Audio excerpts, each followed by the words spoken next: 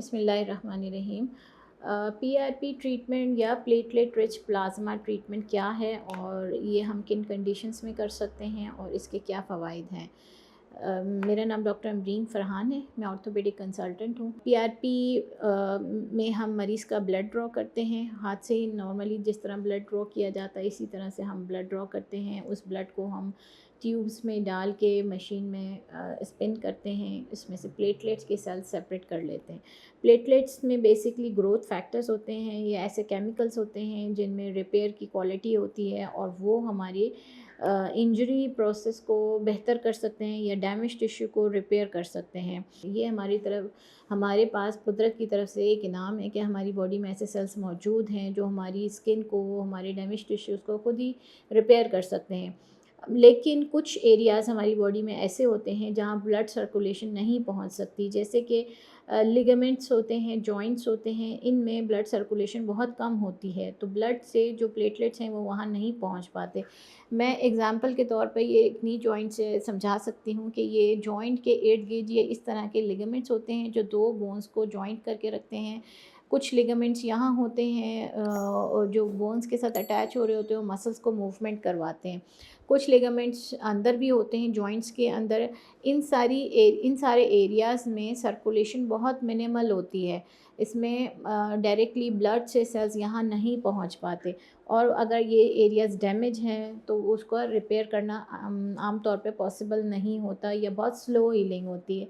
ऐसी कंडीशन में हम मरीज़ का ब्लड सेपरेट कर लेते हैं, हाथ से ब्लड निकाल लेते हैं और उसको फिर हम उसमें से प्लेटलेट्स के साथ सेपरेट करते हैं मशीन में रख के, और वो फिर हम डायरेक्ट इंजेक्ट करते हैं उस एरियाज़ पे जहाँ पे वो डैमेज होता है टिश्यू।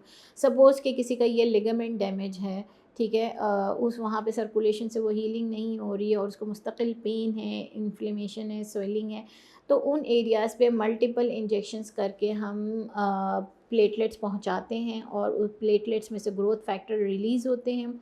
वो दूसरे सेल्स को हीलिंग सेल्स को बॉडी में से वहाँ अट्रैक्ट करते हैं और वहाँ पे हीलिंग हो जाती है। ये तरीका इलाज बहुत अच्छा और मौसर है। बहुत सारी कंडीशंस में हम कर सकते हैं। घुटनों का आर्थराइटिस जिसमें जॉइंट के अंदर इन्फ्लेमेशन होती है। आर्थराइटिस बेसिकली एक इन्फ्लेमेटरी प्रोसेस है, यानी कि टिश्यूज़ में सूजन आ जाती है, टिश्यूज़ पेन करना शुरू कर देते हैं। तो उन एरियाज़ पे हम ये पीआरपी जब इंजेक्ट करते हैं या लगाते हैं तो वो रिपेयर हो जाता है। इसी तरीके से बहुत सारे पेशेंट्स में गर्दन की या कमर की क्रॉनिक पेन की कंडीशन होती है जिसमें टिश्यूज़ में इन्फ्लेमेशन और स्वेलिंग हो जाती है और वो सिर्फ मेडिसिन और फिज़ियोथेरेपी से कवर नहीं होता।